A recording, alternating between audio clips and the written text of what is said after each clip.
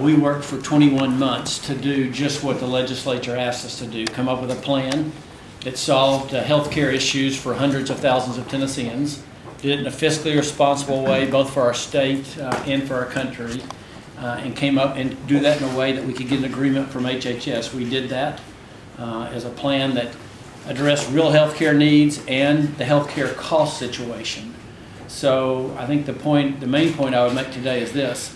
We made a decision today, but we didn't do anything to answer the problem. And the problem is that there are hundreds of thousands of Tennesseans who need health care, who could get that in a way that doesn't cost the state anything. We have a health care costs that are out of control, both in our state and in our country, and we haven't done anything to address those two issues. So you're going to see us continue to focus on trying to find a way to do that. As I said when I've had this discussion with a lot of you over the last 2 years, when you've said, well, why haven't you done anything on Medicaid expansion? I said from the very beginning it would be difficult to get something that we could get agreed to in Washington, that we could get passed here. And I think what you saw today is a measure of just how difficult that is. I'll stop and take questions. Before I go further, I do want to thank both of our sponsors, Senator Overby and Representative McCormick. They both did terrific jobs, and the fact that this didn't get further is not a reflection on them at all, because both of them, I was incredibly proud of the work they did in making the case for Insure Tennessee.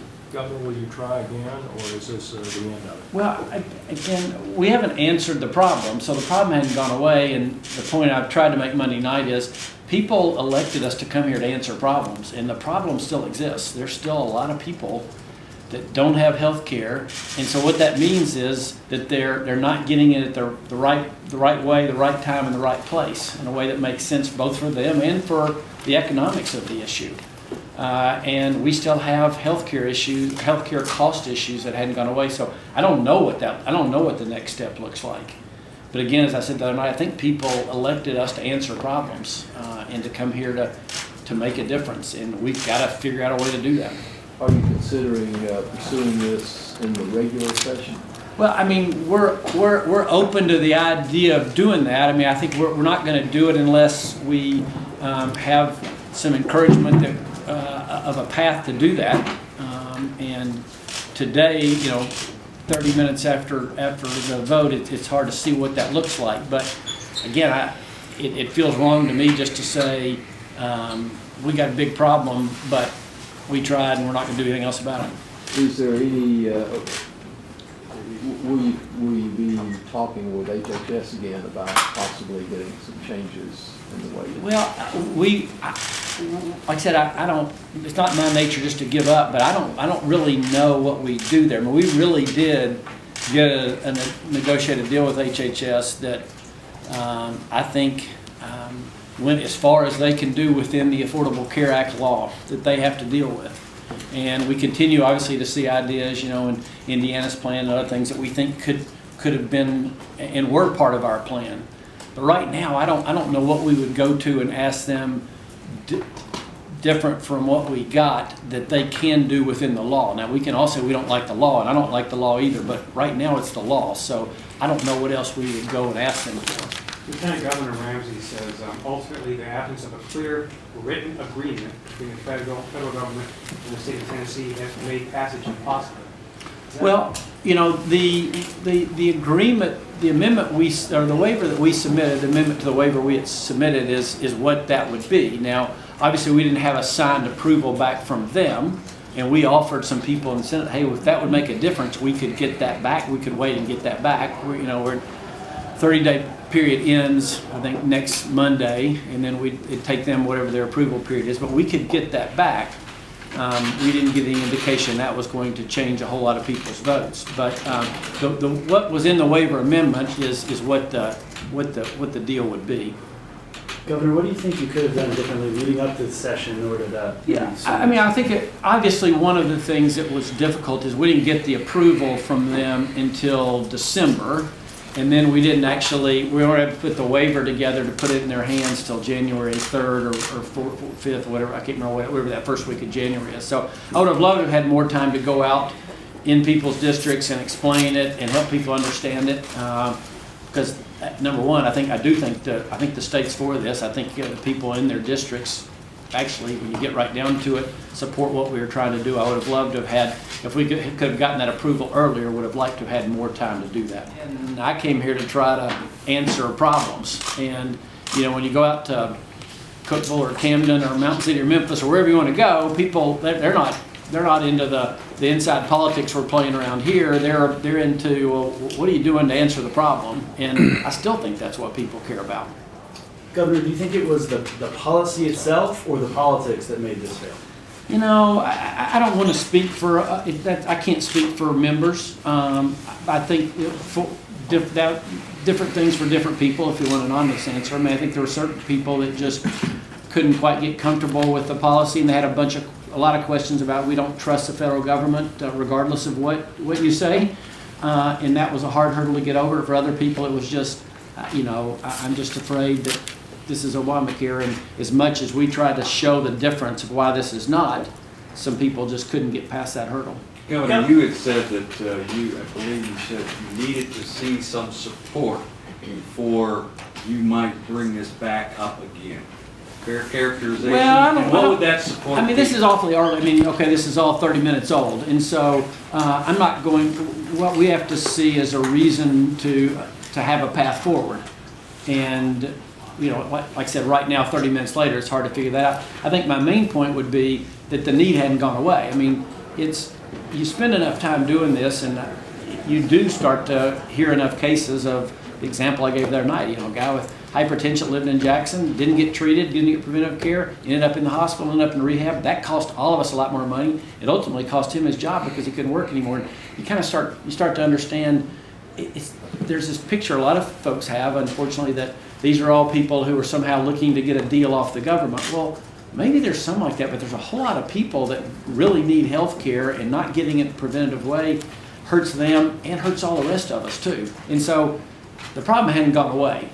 And I understand, like I said, I understood from the very beginning how hard this would be politically. We still feel like, quite frankly, if the votes had gotten to the floor, that we would have been in good shape. That's all conjecture at this point. I mean, it's, you know, it's easy to say. Are you disappointed in leadership, specifically in Speaker Ramsey and Speaker Harwell, for not getting behind this? You know, that's not my role to play. I mean, at the end of the day, I'm really disappointed that, you know, 280,000 people that could have had health care coverage, you know, at least right now, doesn't look like we have a path to get them there. I mean, that's, you know, that's kind of, that's the end result to me. Do you feel like the legislature is just gone way too far to the right and not trying to come together in the middle to find a solution? Well, I don't know what I'd characterize it that way. I think it's, I mean, I honestly feel like people want us to solve problems. They really do. And that's why people are frustrated with Washington. And actually, I was in Washington over the weekend on a couple of things, and you know, you get this sense of, it's not just Democrat, Republicans, House, Senate. There's not a sense of, all right, how do we actually solve problems here? And they're the people, the elected folks up there are frustrated too. They just don't know how to change it, and I just really don't want us to get there. Governor, specifically, what do you have to do? What would have to happen for you to bring something back? What specifically has to? You have to have a. I mean, I think it feels a little pointless right now to come back up with the same plan. And so there has to be something that would show change. I think in the meantime, we're going to keep talking about, hey, the need hadn't changed, and the opportunity to change healthcare hasn't changed either. It's a guy from our health department in the state just sent me this. It's interesting, if healthcare, even it's an inflated prices today, inflated. I think most people would say there's, you know, we have inflated expenditures around healthcare. If we, as a country, if we could keep that flat for the next 8 years, the deficit goes away. Okay, no, we don't have to cut, just if we keep it flat for the next 8 years, the deficit goes away. And so that's the point I tried to make Monday night is, everybody's focusing on what this might do to the deficit and to the debt, which I'm as concerned about as anybody. But my point is, we can make a lot bigger difference in that if we can do something to control healthcare costs than we can by not covering these people. What did you think about the role that that groups like Americans for Prosperity and the Beacon Center were playing? You know, I don't, it's hard for me to weigh that, to say ultimately, you know, what causes people to make their mind up. I mean, my sense is, you know, folks kind of came here for, at least for this session, maybe fairly much with their mind made up. I don't know what, in the end, it's hard for me to say who impacted or what impacted their vote. There was always talk about increasing the deficit. Is there such a thing as a Tennessee plan without using federal money? That's what kind of people want. Well, that would be great, but then that would be a lot of Tennessee money that would go into it, which would mean a lot more taxes, and I'd be really, really surprised if you could get that passed here. Governor, this obviously kicks off the start of your second term. You have 4 more years to deal with these people down there. Are you worried that this affects your ability to get controversial legislation passed? I don't think so. I mean, I think that people here, like I said, I mean, y'all get tired of saying it, but people want us to solve problems, and we took what I think is one of the biggest problems that, by the way, we still, like I said, we still haven't solved, and tried to do our very best to come up with a solution that met the framework that they had given us to solve, and we're going to keep doing that. I mean, that's, again, I think that's why people elected us to come here. Are you too much of a nice guy to have? No, I mean, I hear that all the time, but you know, it's again, that's, I think you're talking about inside the Capitol type stuff here. At the end of the day, we're always going to we're going to work our hardest to find the very best answer. We're doing everything we can to sell it. I mean, I spent almost all the last 2.5 days meeting with people, trying to explain to them why this is the right thing to do, and that's. Was it a lot of time wasted? I mean, is that what it feels like? No, I don't think that. I mean, hopefully people I mean, I will say this, people did come here and focus on this. Healthcare is complex. I mean, I don't care who you are, it's a complicated, difficult subject. And we dug in, and other people did really hard to, how does Medicaid work? Who funds what? You know, what's the ultimate impact? What happens if you don't have coverage? And so I think the good news is there was a lot of discussion about it. I don't ever think it's time wasted. I mean, am I really disappointed? Would I have loved to? I mean, remember, we've been working on this for 21 months. Like I said, I hate to think how much Darren Gordon's back there smiling, how much time he spent on this, and I haven't spent nearly what he has, but just the whole rest of our organization trying to solve this problem. You have to wait 2 more years to do this again? I don't think so. I mean, obviously, 2 years from now, you know, if you have a different president, maybe it looks different. I mean, that's one of the things that could change. I mean, I would hope we're not just putting everything on the shelf and say we'll come back in 2 years, because again, there's real lives impacting. Governor, how much do you want to try to solve this session versus taking more time? Well, I think what the objective is to try to get to the right answer. How realistic is it in the next 3 months or whatever we're here that we're going to come up having? I mean, we worked really hard to come up with this plan, and we obviously, you know, folks, you know, didn't vote for that. Or at least that one committee didn't vote for it. So, you know, is there something that's going to change in the next 3 months? I don't know that sitting here today.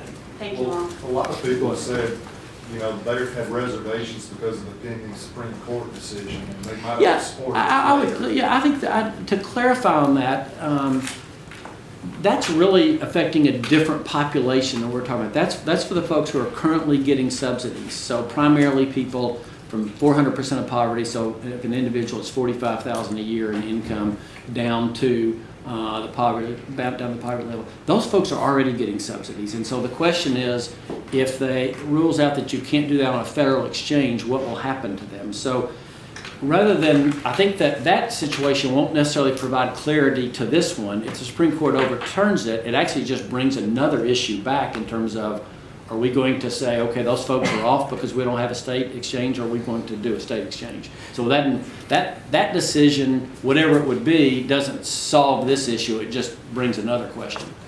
All right, thanks everybody, appreciate it. Thank you, sir. Thank you.